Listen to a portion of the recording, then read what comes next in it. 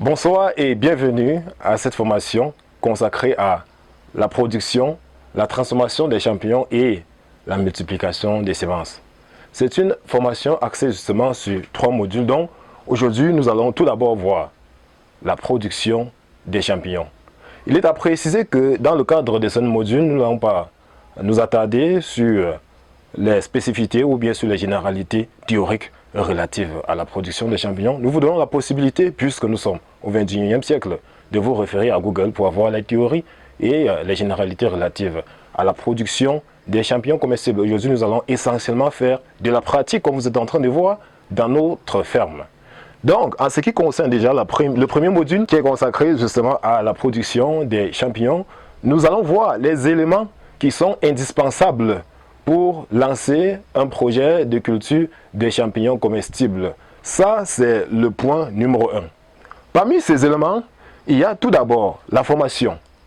Aucune personne ne peut se lancer dans un projet de production des champignons comestibles et réussir sans être passé par une formation. Il y a beaucoup de personnes qui vont généralement aller lire les vidéos sur YouTube, lire les PDF sur Google, mais lorsque ces personnes-là vont être sur le terrain, elles vont être confrontées à certains pièges, lesquels pièges ne sont pas généralement présentés dans les vidéos YouTube ou bien Google. Il faut donc passer par une formation pour être édifié en ce qui concerne ces pièges-là, afin de ne pas aussi tomber comme ces formateurs qui sont généralement devant vous. Après la formation, il y a la maison de culture. Donc lorsque vous allez vous former, vous allez maintenant chercher à savoir où est-ce que vous allez initier votre projet. Ceci en fonction de votre objectif, bien sûr. Vous allez donc chercher une maison de culture, encore ce que nous appelons dans notre jargon la champignonnière.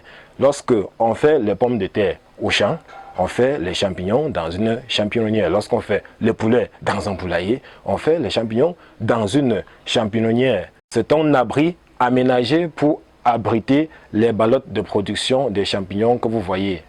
Vous avez la possibilité de faire votre champignonnière avec le matériel de récupération tel que le bois, le bambou ou du moins la paille. Vous avez aussi la possibilité d'utiliser le matériel en dur comme les papins et les bris de terre pour faire votre champignonnière. Dans le local où nous sommes, on a utilisé les papins. Il est à préciser aussi que si vous n'avez pas les moyens de pouvoir aménager une champignonnière et que vous avez une maison abandonnée ou du moins une maison inhabitée, vous pouvez utiliser cette maison-là comme champignonnière. Ça, c'est la maison de culture.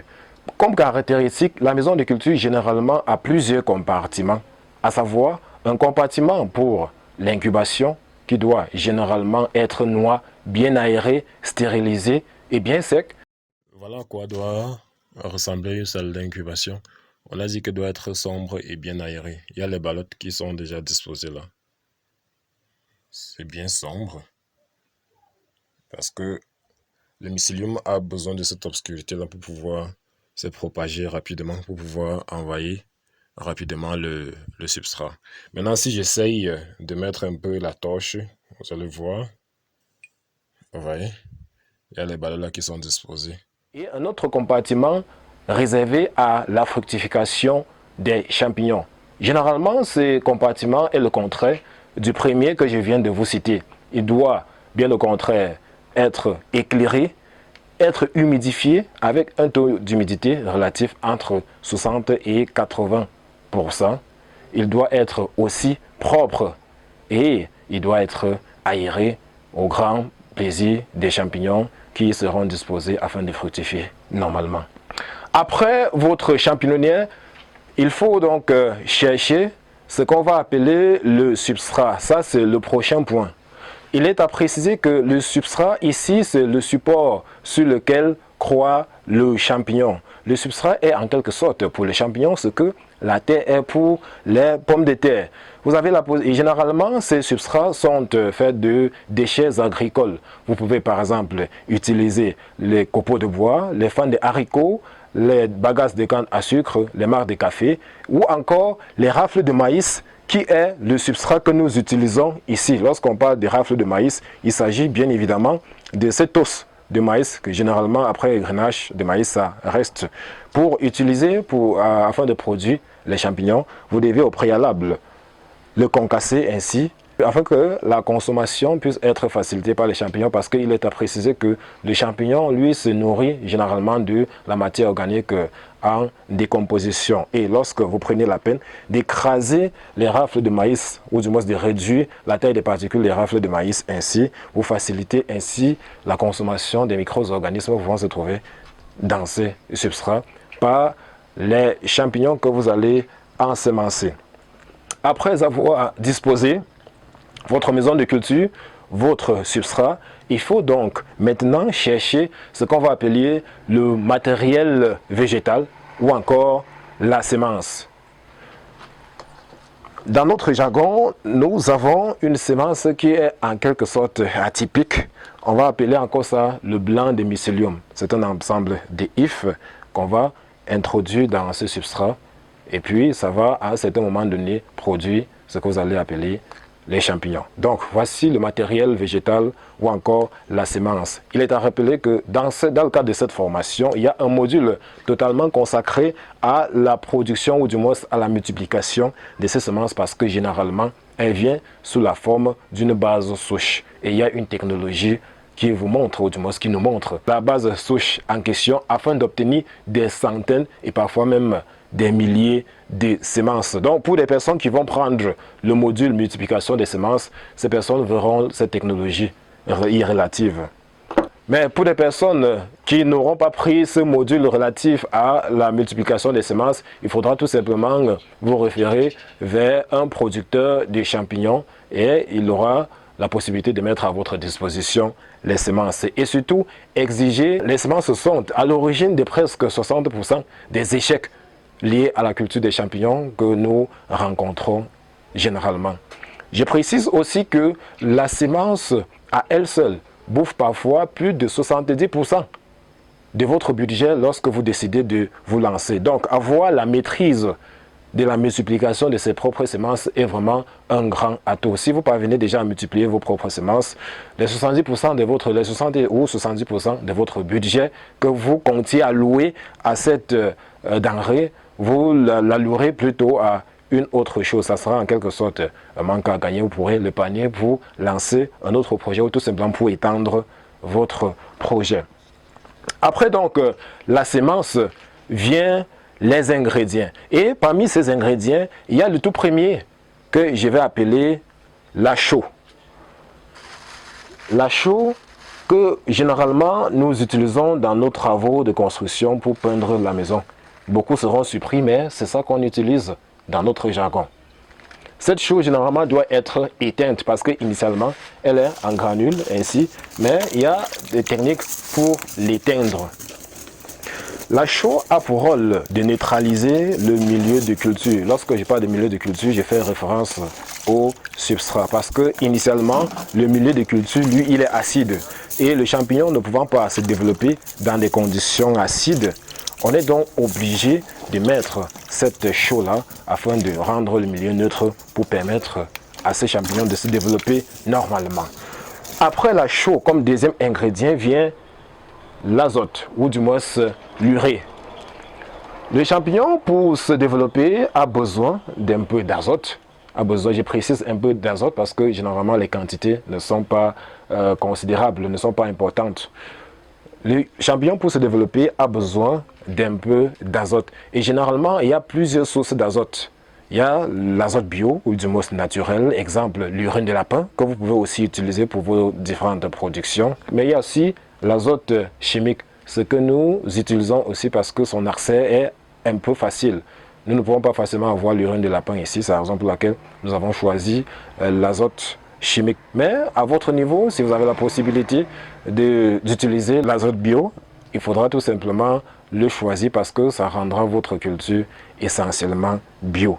Je rentrerai au niveau du substrat pour préciser que le choix du substrat va toujours dépendre de sa quantité, de sa disponibilité en quantité et en qualité. Ici, à l'ouest du Cameroun où nous sommes, nous utilisons essentiellement, à presque 99%, les rafles de maïs parce que l'ouest du Cameroun est un bassin de production vraiment du maïs. C'est la raison pour laquelle nous utilisons ces rafles de maïs. Il y a des personnes qui n'ont pas un accès facile à ces rafles de maïs et qui sont peut-être proches des industries de transformation de canne à sucre et consorts. Le fait déjà d'être proche de ces industries, c'est un atout parce que vous allez utiliser les épluchures de canne à sucre comme substrat. Il y a certains qui peuvent être des zones proches des exploitations de soja et consorts. Si vous êtes proche de ces zones-là, c'est aussi un atout pour vous parce que les fans de soja aussi, c'est un très bon substrat. Il y a aussi le copeau de bois blanc. À préciser que on dit toujours copeau de bois blanc et surtout sec parce que beaucoup de personnes ont tendance à prendre n'importe quel copeau pour produire du champignon. C'est déconseillé parce que il y a certains bois, surtout le bois rouge, qui contient des essences généralement toxiques pour nos champignons. Donc lorsque vous produisez les champignons sur ce copeau-là, parfois ça donne, mais sauf que ça vient avec des essences toxiques qui vont parfois nuire à la santé du consommateur. Après donc l'urée, nous avons le fongicide. Le fongicide généralement est utilisé dans cette production ou du moins dans cette activité pour lutter contre les attaques fongiques qui pourraient détruire votre production.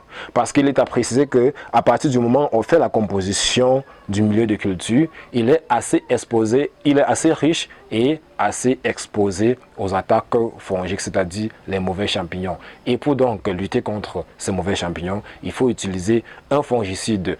Et je précise que l'utilisation du fongicide généralement aussi est un choix. Déjà à notre niveau, nous n'utilisons pas le fongicide parce que nous misons sur le respect des règles et des normes de propriété. Si vous avez la possibilité de travailler vraiment dans les conditions les plus propres possibles, vous pouvez ne pas utiliser le fongicide. Mais si vous ne faites pas confiance à votre milieu, vous êtes obligé d'utiliser un fongicide, soit chimique, soit bio. À notre niveau aussi, il y a les fongicides bio que généralement nous fabriquons pour mettre à la disposition des producteurs. Et comme fongicide chimique, il faut choisir un fongicide contenant le carbendazime. Exemple, le Banco Plus. Donc, si vous voulez vous lancer dans la culture des champignons et que vous voulez utiliser le fongicide, exigez un fongicide contenant du carbendazime. J'ai pris l'exemple du Banco Plus. L'autre élément, c'est l'eau. On ne va plus rappeler ici que l'eau, c'est la vie. Sans eau, on n'aurait pas de champignons. Et après cela, on aura tout simplement le matériel de protection tel que le cache-nez, les gants et les lunettes. Voilà, en quelque sorte, les dispositifs, ou du moins le petit matériel à réunir pour pouvoir initier la culture des champignons comestibles. Mais à côté de ces éléments, il y a un dispositif que nous appelons le stérilisateur qui va nous permettre de stériliser notre milieu de culture afin de tuer tous les microbes pouvant s'y trouver. Donc le stérilisateur aussi, c'est un autre élément. Généralement, ce que nous appelons stérilisateur ici, c'est juste un fût aménagé, un fût qu'on a acheté et qu'on a pris la peine de tailler le couvercle pour fabriquer une plateforme comme celle-ci. Donc, lorsque vous allez vouloir vous lancer dans votre production, vous allez chercher un fût qui est encore initialement fermé. Vous allez aller chez le soudeur, il va vous aider à tailler le couvercle ainsi. Quand il a taillé le couvercle comme ceci, il va chercher les barres de fer. Ça, c'est le fer de 6, vous pouvez chercher le fer de 8 ou bien fer de 12, je ne sais quoi. Le plus important, c'est la taille. La longueur de ces barres de fer là, c'est 15 cm. Donc vous allez souder les barres de fer de 15 cm sur votre plateforme ou bien sur le couvercle ainsi. Il y a environ 7 barres. Vous pouvez y mettre 8 si vous voulez. Le nombre ne compte pas vu que ça supporte la charge. Donc après avoir soudé les barres de fer là, le soudeur va mettre les trous. Comme vous voyez là, c'est en désordre, le nombre ne compte pas. Ça peut mettre légèrement plus grand que ça, ou bien plus petit et beaucoup que ça ne dérange pas. Et une fois qu'il a mis ainsi, bon, on peut mettre juste un manche là pour tenir, ça ne dérange pas.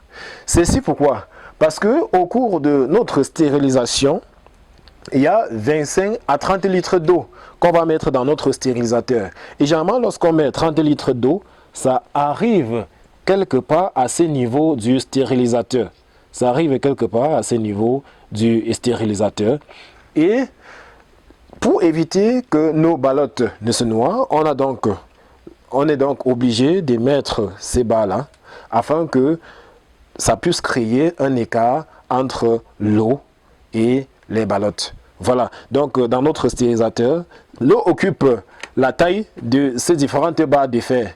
Et après cela, on voit les ballottes parce que la stérilisation va se faire à vapeur. Lorsqu'on va vouloir stériliser, il y a la pression, ou du moins la vapeur d'eau qui va monter avec une grande pression sous le fait de la chaleur. Et c'est donc cette vapeur d'eau-là qui va traverser les trous que vous voyez. C'est donc cette vapeur chaude qui va traverser les trous que vous voyez après ébullition, bien sûr.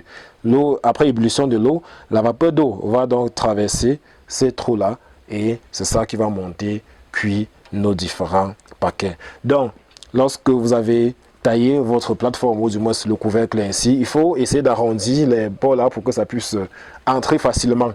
Donc, le but c'est de venir tout simplement disposer dans le fût. Le but c'est de disposer dans le fût et une fois que vous l'avez disposé dans le fût là, vous pouvez mettre 30 litres d'eau ou bien 25 litres d'eau. Généralement, nous mettons 30 litres d'eau lorsqu'on nous voulons utiliser le bois parce que généralement, le bois consomme beaucoup d'eau aussi. Ça fait produire beaucoup de vapeur. Et pour cela, c'est beaucoup d'eau qu'on perd. Or, le charbon, généralement, est constant. Comme source de chaleur, vous pouvez utiliser soit le charbon, soit le bois, soit le gaz. Ça dépend de vos moyens. Ça dépend de votre objectif et de la taille de votre projet. Nous utilisons le charbon ici.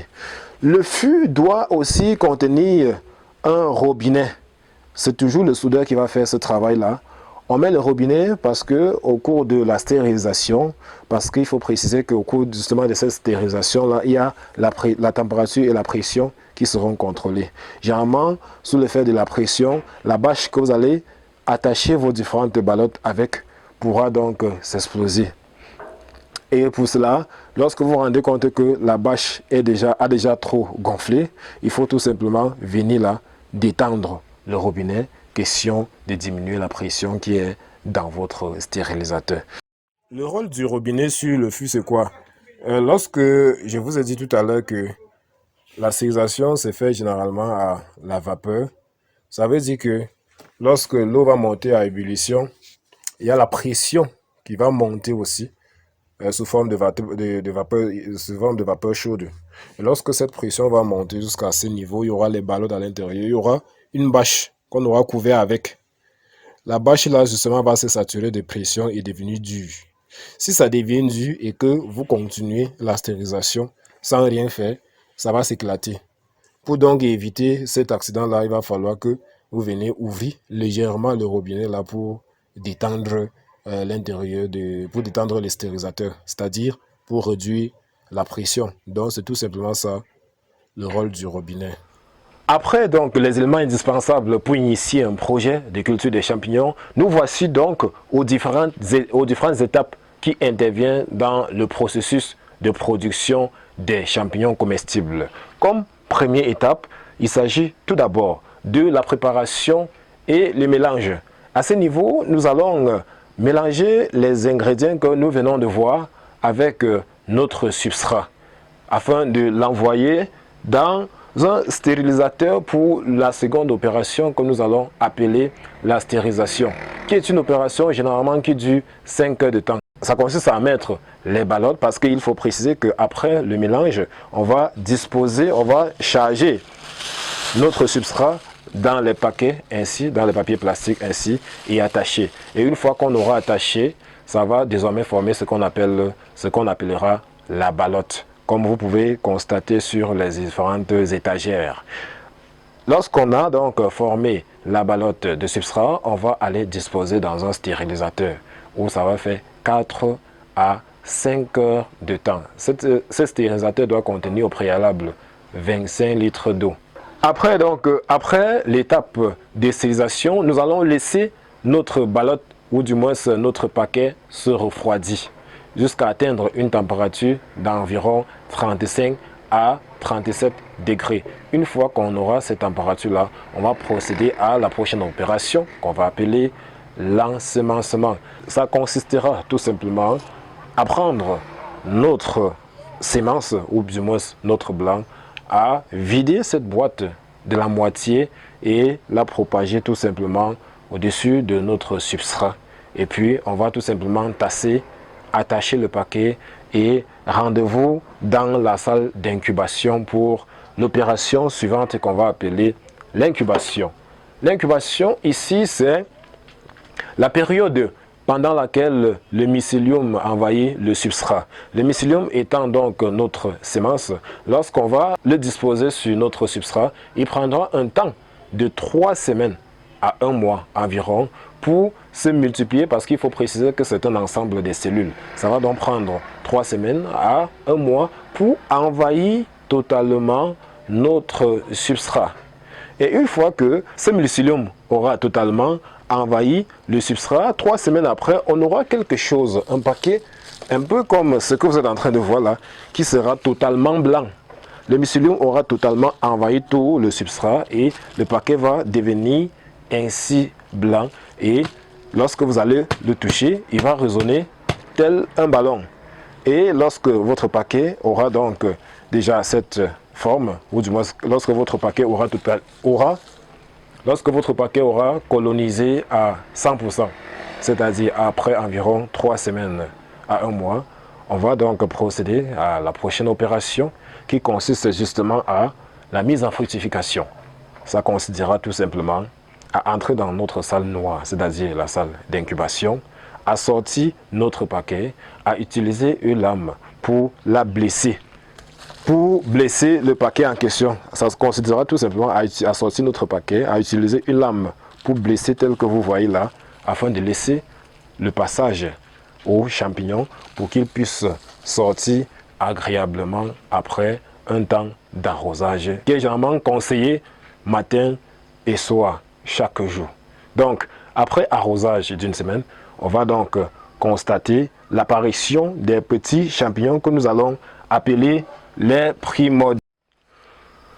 Après donc les éléments indispensables pour initier un projet de culture des champignons, nous voici donc aux différentes étapes qui interviennent dans le processus de production des champignons comestibles. Comme première étape, il s'agit tout d'abord de la préparation et le mélange. À ce niveau, nous allons mélanger les ingrédients que nous venons de voir avec notre substrat afin de l'envoyer dans un stérilisateur pour la seconde opération que nous allons appeler la stérilisation, qui est une opération généralement qui dure 5 heures de temps. Il faut préciser qu'après le mélange, on va charger notre substrat dans les paquets ainsi, dans les papiers plastiques ainsi, et attacher. Et une fois qu'on aura attaché, ça va désormais former ce qu'on appellera la ballotte, comme vous pouvez constater sur les différentes étagères. Lorsqu'on a donc formé la ballotte de substrat, on va aller disposer dans un stérilisateur où ça va faire 4 à 5 heures de temps. Ce stérilisateur doit contenir au préalable 25 litres d'eau. Après l'étape de stérilisation, nous allons laisser notre ballotte ou du moins notre paquet se refroidir jusqu'à atteindre une température d'environ 35 à 37 degrés. Une fois qu'on aura cette température-là, on va procéder à la prochaine opération qu'on va appeler l'ensemencement. Ça consistera tout simplement à prendre notre sémence ou du moins notre blanc, à vider cette boîte de la moitié et la propager tout simplement au-dessus de notre substrat.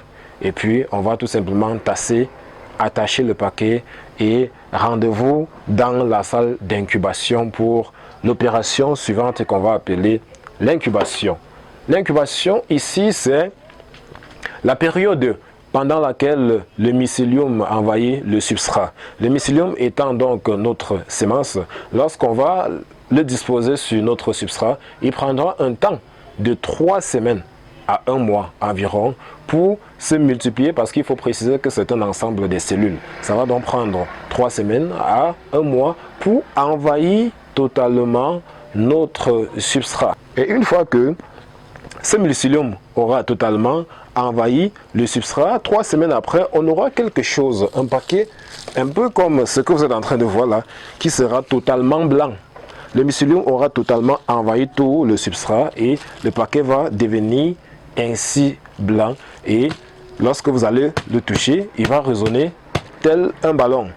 Et lorsque votre paquet aura donc déjà cette forme, ou du moins lorsque votre paquet aura colonisé à 100%, c'est-à-dire après environ 3 semaines à 1 mois, on va donc procéder à la prochaine opération qui consiste justement à la mise en fructification. On considérera tout simplement à sortir notre paquet, à utiliser une lame pour blesser tel que vous voyez là, afin de laisser le passage aux champignons pour qu'ils puissent sortir agréablement après un temps d'arrosage qui est généralement conseillé matin et soir. Donc, après la mise en fructification, c'est-à-dire après avoir scarifié votre ballotte, vous allez disposer votre ballotte dans la salle de fructification.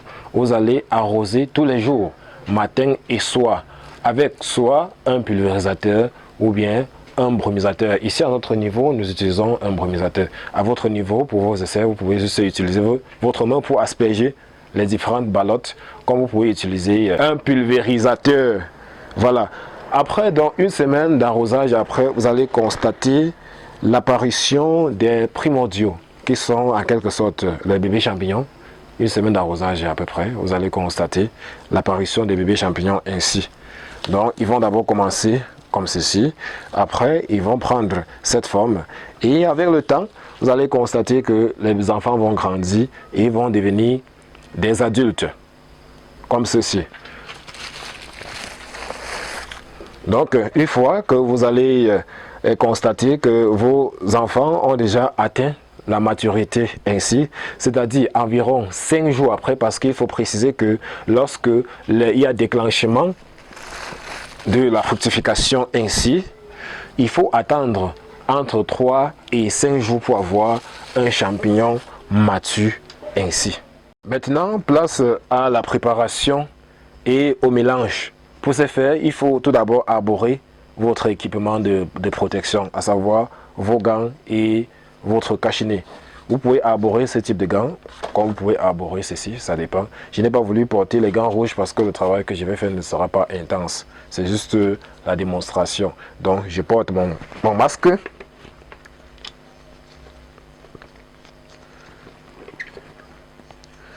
Donc, après avoir arboré l'équipement de protection, l'étape, c'est de faire quoi? C'est tout d'abord de mesurer les intrants selon la formule que vous voyez affichée sur votre écran. Et donc, je ne manquerai pas de préciser. Pour 2 kg de substrat, c'est-à-dire 10 litres, il faut préciser qu'il y a des formules déjà presque universelles qui ont été établies. Et donc, nous n'allons plus trop expliquer pourquoi cela a été fait. Les grands chercheurs qui sont passés avant nous ont déjà établi ces formules-là. C'est vrai qu'on cherche à améliorer, mais de toutes les façons, on suit d'abord ce qui a été fait. Donc, pour 2 kg de substrat, je précise que le seau maçon ici chez nous donne 2 kg de substrat. Il faut généralement 40 g de chaux. Voici la chaux déjà éteinte. Pour éteindre la chaux, c'est très simple. Il faut juste disposer les granulés de chaux sur une surface solide qui peut être soit l'acier, soit le fer, soit le contreplaqué, mais jamais le plastique. Vous disposez sur une surface ainsi et vous versez juste quelques gouttelettes d'eau dessus en remuant. Et votre chaux va se transformer de granulés en poudre. Ainsi, donc pour 2 kg de substrat, c'est-à-dire 10 litres, il faut 40 g de chaux ou encore un couvercle de mayonnaise. Ainsi, ça c'est pour ceux qui n'ont pas de balance chez eux. Vous pouvez utiliser un couvercle de mayonnaise. Ça, c'est le couvercle de mayonnaise d'1 litre. Vous pouvez donc utiliser ce couvercle. Pour ceux qui n'ont pas de couvercle de mayonnaise, et si vous avez une boîte de tomates, autrefois il y avait la tomate en boîte. Si vous avez une boîte de tomates vide, vous pouvez utiliser la boîte de tomates pour faire 40 g. Donc une boîte de tomates aussi, c'est 40 g. Donc pour 1 kg, pour 2 kg de substrat, il faut 40 g de chaux, une cuillerée à café du riz, 3 litres d'eau que nous avons déjà mesuré, qui est dans notre bidon de chaud, justement.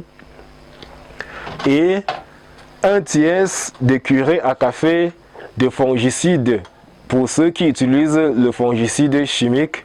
Et une boîte de tomates de fongicide pour ceux qui utilisent le fongicide bio, qui est généralement en liquide.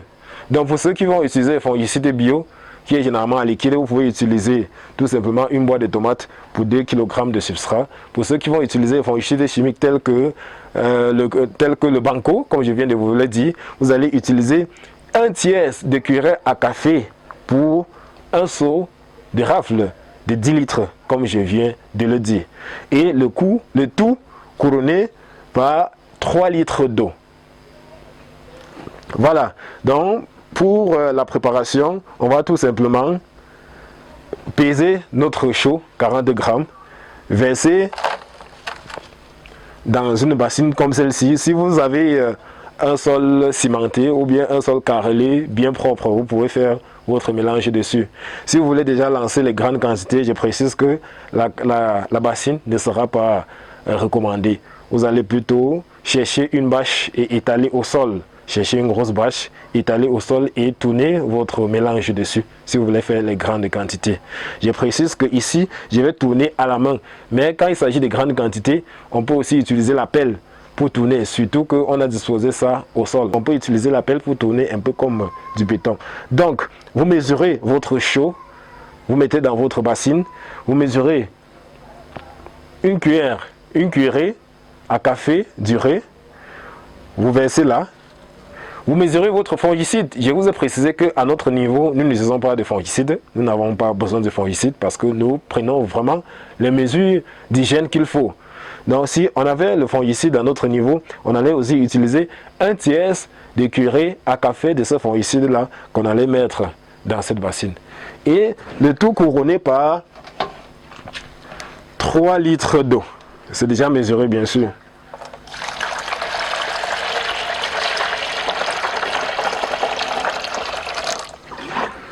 Le tout couronné par 3 litres d'eau. Attention. Donc, lorsque vous avez mesuré, ou du moins pesé vos différents ingrédients, il faut juste chercher, soit un bâton, soit utiliser votre main qui porte déjà les gants, pour homogénéiser le mélange. Donc, vous allez rendre le mélange homogène. Une fois que votre mélange sera homogène, vous allez juste mettre le substrat à l'intérieur. Vous allez mettre votre substrat à l'intérieur et tourner. Vous allez tourner afin que votre substrat puisse absorber totalement l'eau qui a été mise. Au fur et à mesure que vous allez tourner, vous allez légèrement constater qu'il y a modification de la couleur de votre substrat. Vous allez constater que votre substrat tend un peu au jaune. Ceci, c'est l'effet de la chaux. Si la chaux est insuffisante, vous n'allez pas constater cette trace-là. Donc, vous pouvez déjà constater que le mélange prend déjà une autre couleur. Peut-être la caméra ne va pas vous permettre de bien vous constater la couleur jaune, mais lorsque vous allez faire le mélange chez vous, vous allez constater vraiment qu'il y aura une modification drastique de la couleur.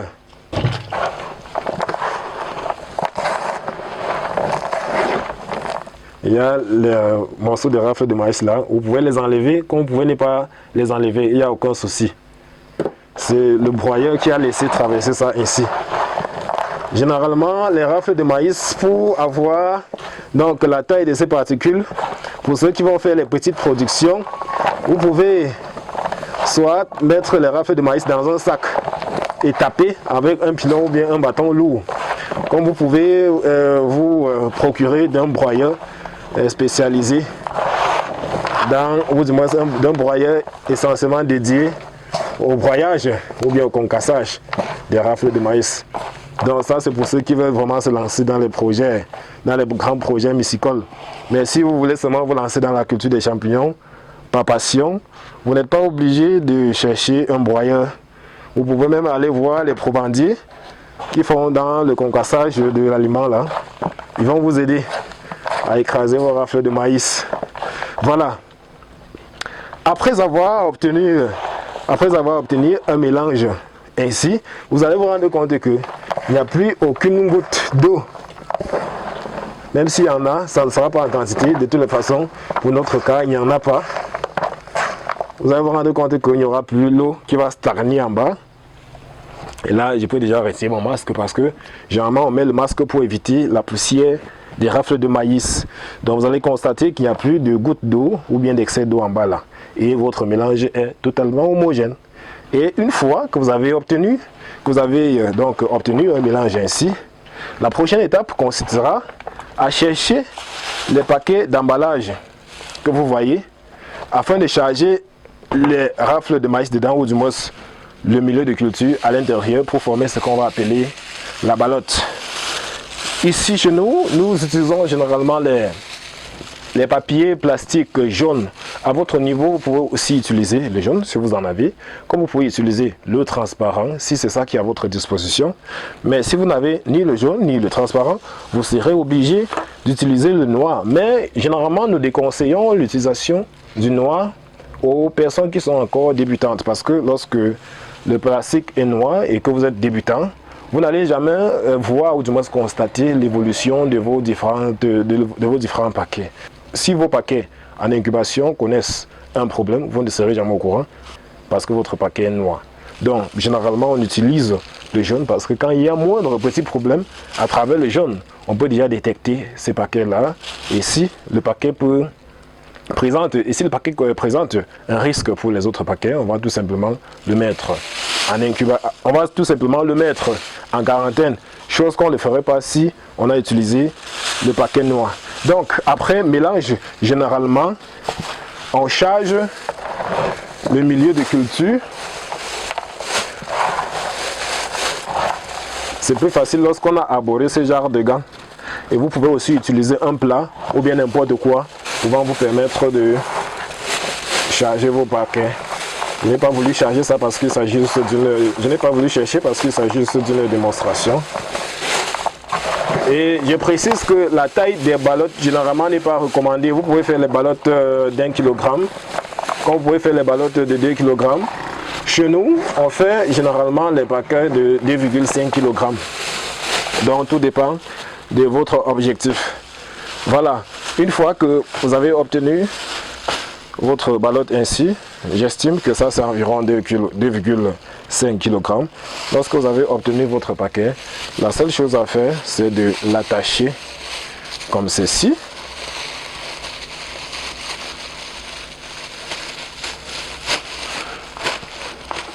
Il faut bien voir. Il faut l'attacher ainsi. Vous videz l'air qui est dans le paquet pour éviter que cela ne se casse. Vous allez attacher en y mettant le nœud, parce que après vous allez enlever votre paquet. Pour l'ensemencement, vous allez encore détacher, donc il faudra prévoir un nœud ainsi. Donc voici ma ballotte ou mon milieu de culture, ou encore la terre du champignon que je viens de faire. Et une fois que je l'ai fait, puisque cette terre là, vous avez vu comment on a mélangé avec des rafles de maïs, ça veut donc dire qu'il y a certains microbes, des enzymes, des bactéries et des parasites à l'intérieur. On va donc procéder à la stérilisation, question de détruire toutes ces enzymes, toutes ces bactéries et tous ces microbes pouvant entraver le bon déroulement de notre phase d'incubation, ou du moins pouvant créer la concurrence avec nos champignons. Donc on s'en va comme ça, disposer dans notre stérilisateur. Donc voici comment nous devons disposer notre ballotte dans notre stérilisateur. Je précise que on a déjà chargé les ballottes ici à l'intérieur, mais vous avez vu dans la vidéo comment le stérilisateur se présentait. Donc on dispose les ballottes de manière retournée dans le stérilisateur, parce que au cours de la stérilisation, qui se fait généralement à vapeur, parce qu'il faut préciser que la stérilisation se fait à vapeur, au cours de la stérilisation, il y a la vapeur chaude qui va monter et qui va chercher à se condenser et descendre sous forme de précipitation, comme si c'était la pluie.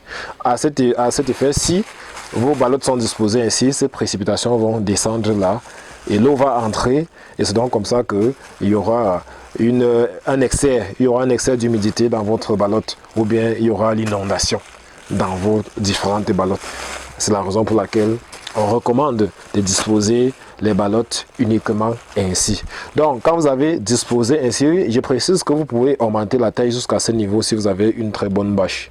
Quand vous avez disposé vos différentes ballottes dans les stérilisateurs de la sorte, il faut maintenant chercher une bâche que vous allez couvrir avec. Vous cherchez n'importe quelle bâche, ça peut être plastique, bâche camion si vous voulez. Ici nous utilisons la bâche camion. Cherchez la bâche camion là, couvrez comme ceci, et puis vous prenez une fronde. Ça c'est la fronde généralement d'attache, on attache les bagages sur la moto avec. Vous allez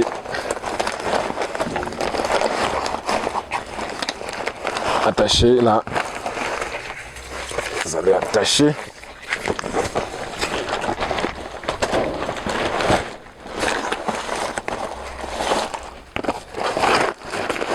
Pour ceux qui vont utiliser le bois, il faut généralement faire attention aux différentes parties de la bâche qui descendent là, parce que ça peut facilement prendre feu.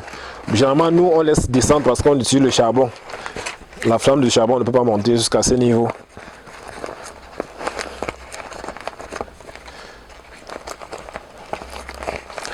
Ok, lorsqu'on a attaché ainsi, on va tout simplement mettre le feu. Je précise que généralement la stérilisation peut se faire à une température allant jusqu'à 110 degrés. Donc on met le feu. Ici nous utilisons le four à charbon. Nous utilisons les gros fours à charbon vraiment adaptés essentiellement pour cette activité. Parce que ça prend généralement 15 litres de charbon par opération. Donc, pour votre stérilisation, après avoir attaché la bâche ainsi, vous allez donc allumer le feu. Et quand ça va prendre là, vous allez juste envoyer en bas. Vous allez envoyer votre feu en bas et attendre 4 heures de temps. Je précise que durant ces 4 heures, vous allez remplacer votre charbon à environ 2 reprises. Donc, le charbon va brûler jusqu'au milieu. Vous allez encore venir augmenter, et ceci pendant 2 reprises. Au cours de la stérilisation, il y a 2 paramètres qui sont contrôlés, à savoir la température et la pression. Comme je l'ai dit, généralement les températures peuvent monter jusqu'à 110 degrés. Là, c'est la température idoine. Et parfois, la bâche va gonfler. Ici, nous avons les bâches légèrement fissurées. Donc, notre bâche ne va jamais gonfler comme un ballon. Mais quand vous allez vouloir lancer votre activité, vous allez utiliser les bâches encore neuves. Ce qui fait donc que lorsque votre processus de distillation va se déclencher, lorsque l'eau va commencer à bouillir et que la vapeur d'eau va monter sous forme de pression, votre bâche va gonfler sous forme de ballon. Et si vous constatez que votre bâche gonfle sous forme de ballon, il faut venir légèrement détendre le robinet de votre stérilisateur. Puisque votre stérilisateur contient un robinet, il faut venir légèrement détendre ce robinet-là afin que la pression puisse sortir pour que votre bâche ne s'éclate pas. Mais à notre niveau, on se rassure qu'il y a intensément le feu, même s'il y a quelques orifices là qui laissent échapper la pression, il n'y a aucun problème. La stérilisation se fait sans aucun souci. Donc, on va attendre là, on va mettre le feu et on va attendre 4 à 5 heures de temps en remplaçant le charbon. Et après cela, on va passer à l'autre phase. Par rapport à la stérilisation, on a dit que la stérilisation généralement se fait dans un stérilisateur à pression normale, il faut le préciser, et que dans notre contexte, je dirais, on a l'habitude d'utiliser un fût. Voilà, vous avez vu les caractéristiques d'un fût qui joue le rôle du stérilisateur. Et déjà, nous sommes à à la phase de stérilisation. Comme vous pouvez le constater, il y a les ballottes là qu'on a chargées à l'intérieur et qu'on vient de mettre le feu. Lorsque la bâche va gonfler, c'est-à-dire environ 45 minutes après, on va lancer le chrono et justement compter 4 heures de temps parce que la stérilisation se fait pendant 4 heures.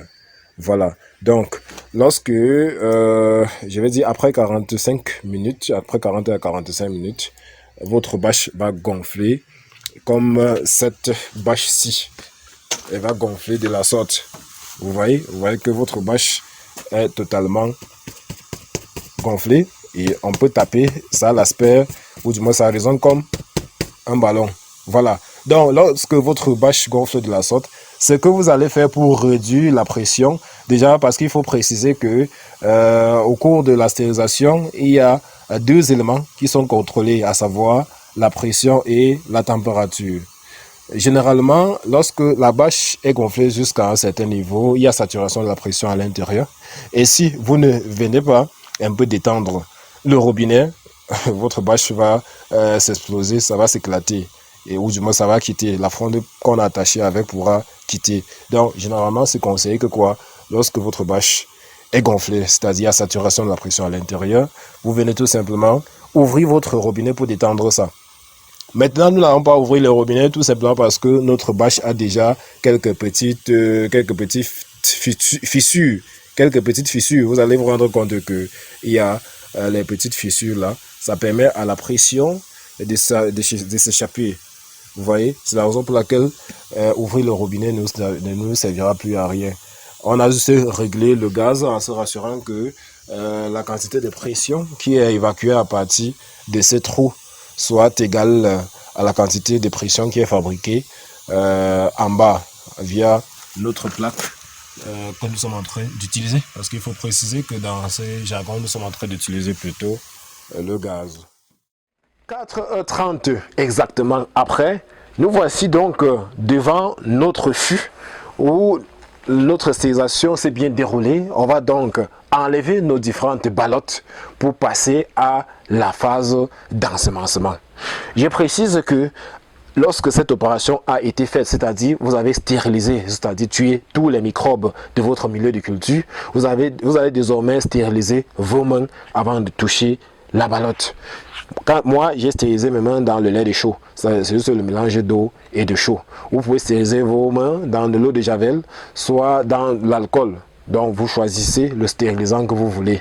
Vous stérilisez vos mains avec avant de toucher la ballotte. Chaque fois que vous allez retirer la ballotte pour aller disposer sur la table d'ensemencement, si, chemin faisant, votre main touche votre camarade, ou bien votre téléphone, ou bien votre pantalon, ou bien votre joue, ou bien je ne sais quoi, il faut vous rassurer que vous avez restérilisé les mains en question avant de toucher aux prochaines ballottes. Donc, mes mains étant déjà stérilisées dans le lait de chaud, je vais détacher mon fût. Je précise que ça s'est déjà bien refroidi. Oui, parce que après, on a un peu attendu. Il y a des personnes qui peuvent finir leur stérilisation même à 18 heures. Vous finissez la stérilisation à 18 heures, on n'avait pas assez de temps, vous pouvez laisser. Jusqu'au lendemain matin, ça va rester dans le fût. Et durant toute la nuit, là, ça va se refroidir. Et le lendemain, vous allez juste venir stériliser vos mains là et porter votre ballotte ainsi pour aller disposer sur la table d'ensemencement afin de procéder à l'ensemencement. Après la phase de stérilisation, nous voici donc à la phase d'ensemencement. Il faut préciser que généralement, on procède à cette étape lorsque nos ballottes se sont refroidies jusqu'à atteindre une température variant entre 35 et 37 degrés. Voici donc l'une des étapes les plus délicates de l'opération du processus de production des champignons comestibles. Lorsque nous avons effectué l'opération de stérilisation, c'était dans le but de détruire tous les microbes pouvant se trouver dans ce milieu de culture. Et je précise que si vous effectuez cette opération de stérilisation et que après vous ne respectez pas certaines conditions, vous ne respectez pas certaines règles, vous continuez avec négligence, vous aurez annulé le travail qui s'est préalablement fait de l'autre côté. Donc, voici pourquoi ici, nous allons tout d'abord avoir ce qu'on va appeler la table d'ensemencement. C'est une table, comme les autres, vous pouvez aménager n'importe quelle table, même votre table sur laquelle vous mangez à la maison, vous pouvez juste l'aménager pour pouvoir ensemencer le temps que ça va durer votre travail et après vous remettez la table à sa place. Quand cette table a été posée, elle a initialement été stérilisée. Vous allez vous rendre compte qu'il y a quelque chose de blanchâtre sur la table. En principe, c'est ce qu'on va appeler le lait de chaux. C'est juste le mélange d'eau et de chaux que nous avons badigeonné cette table avec, parce qu'il faut préciser que la chaux aussi, c'est un stérilisant.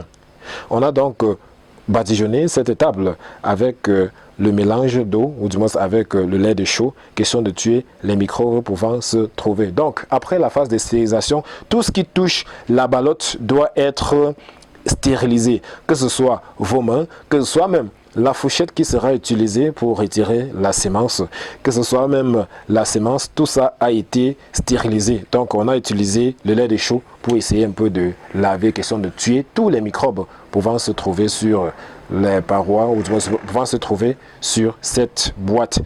Après stérilisation des différents éléments qui vont toucher la boîte, il faut donc préciser que votre masque doit être mis de nouveau. Parce que à cette phase, même votre salive peut contaminer votre paquet. Il faut donc prendre des mesures drastiques. Il faut éviter que la goutte de sueur ne tombe dessus. Au cours de cette phase, même si votre téléphone sonne et que c'est un appel urgent et que vous devez le décrocher, après avoir décroché, il faut tremper vos mains, soit dans de l'alcool, soit dans l'eau de javel, soit dans le lait de chaux. Il faut préciser que vous pouvez utiliser comme stérilisant soit l'alcool, soit de l'eau de javel ou encore le lait de chaux. Pour notre cas, nous avons utilisé le lait de chaux. Si au cours de votre opération d'ensemencement, vous recevez un invité, il va falloir, et que vous le saluez, il va falloir stériliser vos mains juste après cette phase de salutation, avant de toucher à quoi que ce soit. Et si au cours de cette opération, votre fourchette tombe, vous allez prendre la fourchette, vous allez laver encore la fourchette dans le lait de chaux, ou bien vous allez nettoyer ça avec de l'eau de javel ou de l'alcool. Voici donc notre ballotte qui est prête à être ensemencée. Voilà pourquoi je vous ai dit qu'il faut toujours prévoir le nœud, parce que vous allez prendre le nœud là, tirer de la sorte, détacher là, ça c'est après stérilisation bien sûr. Je précise que mes mains ont été stérilisées, bien que je porte les gants, mes mains ont été stérilisées, la fourchette stérilisée. Je prends ma sémence initialement stérilisée. Voici comment se présente le mycélium. C'est un ensemble de ifs ou encore de filaments. Quand vous portez une boîte de semences là, vous allez enlever ce coton parce que lui ne sert à rien. C'est en quelque sorte le champion qui cherchait déjà à se former, sauf qu'il n'a pas trouvé d'issue. Il a donc formé cette gomme que vous voyez. Si vous mettez dans votre paquet, il ne va rien faire. C'est vrai que ce n'est pas aussi dangereux que ça, mais ça ne servira à rien. Voilà. Donc, voici normalement comment la sémence va se présenter dans votre boîte. Vous prenez donc votre boîte de semences ainsi, avec votre fourchette préalablement stérilisée. Vous allez, désolé, je serai obligé de retirer le masque parce qu'il va falloir que le son soit vraiment clair. Ceci n'est qu'une démonstration, ce n'est pas une activité de production que je suis en train de faire. Mais lorsque vous allez vouloir faire, il faudra ne pas négliger aucun détail, s'il vous plaît. Vous prenez votre fourchette là. Vous allez utiliser, certains peuvent choisir d'utiliser la fourche. La fourche, c'est cette fourchette là, grand frère ou père, grande c'est de la fourchette qui a ce deux dents. Généralement, les adeptes du porc brisé en savent quelque chose. Donc, vous allez juste gratter là et verser sur le substrat. Vous grattez et vous versez sur le substrat. Il est à préciser qu'une boîte d'1 litre de semences comme celle-ci, généralement est faite pour 5 kg de substrat. Chez nous, nous faisons des ballottes de 2,5 kg l'une, raison pour laquelle nous allons utiliser une demi-boîte pour une ballotte. Donc une boîte chez nous, c'est pour 2 ballottes. La somme de 2 ballottes fait donc 5 kg de substrat. Voici le processus d'ensémencement. Vous allez retirer votre semence là. Je précise que quand ça tombe, on laisse seulement. Quand ça tombe, pour limiter les risques de contamination, on ne touche pas. Même si le morceau est gros, n'importe comment. Après avoir émietté et versé votre semence sur le substrat ainsi, vous allez donc propager cette dernière là. Vous allez propager cette dernière. Afin d'augmenter la surface de contact entre le mycélium ou encore la semence et le substrat. Une fois que cette surface de contact a été augmentée, vous allez tout simplement porter votre ballotte que vous allez tasser. Tasser revient donc à taper la ballotte. Ainsi, vous pouvez soit l'appuyer là, soit tout simplement tasser. Je préfère tasser parce que tasser a plus d'efficacité. Cette opération consiste à éliminer les différents vides existants entre les particules de rafle de maïs. Vous avez vu comment c'était en quelque sorte volumineux. Je précise que les champignons, lui, se développent sous forme de hyphes. Les hyphes, c'est un peu comme les petites racines. Donc, au cours de l'incubation, les hyphes là vont vouloir descendre, vont vouloir envahir le substrat, c'est-à-dire prendre cette particule, finir de consommer, envoyer les tentacules de l'autre côté là. Et si ces tentacules là veulent se mobiliser et trouvent plutôt le vide entre deux particules de rafle de maïs, ça va en quelque sorte s'arrêter et ça va freiner votre colonisation. Voilà, donc il faut tasser là pour éliminer les vides, pour que les particules puissent vraiment se coller entre elles, afin de faciliter la mobilité, ou du moins le processus d'incubation. Ok, une fois que vous avez tassé ainsi, vous allez vous rendre compte que ça forme en quelque sorte une boule. Une boule là, ce n'est plus sableux, ça forme vraiment une boule. Votre mycélium est là, votre substrat est là, c'est bien dur. Voilà, après avoir fait cela, vous allez utiliser vos ongles bien sûr. C'est vrai qu'avec les gants, c'est pas facile. Vous allez utiliser là pour déchirer le papier ainsi.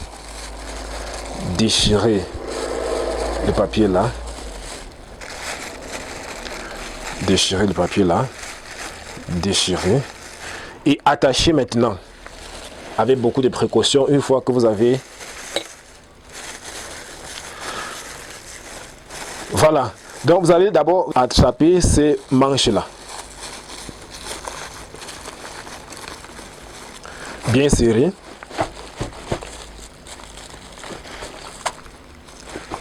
Vous allez attraper cette manche-là. Bien serré. Attrapez le deuxième.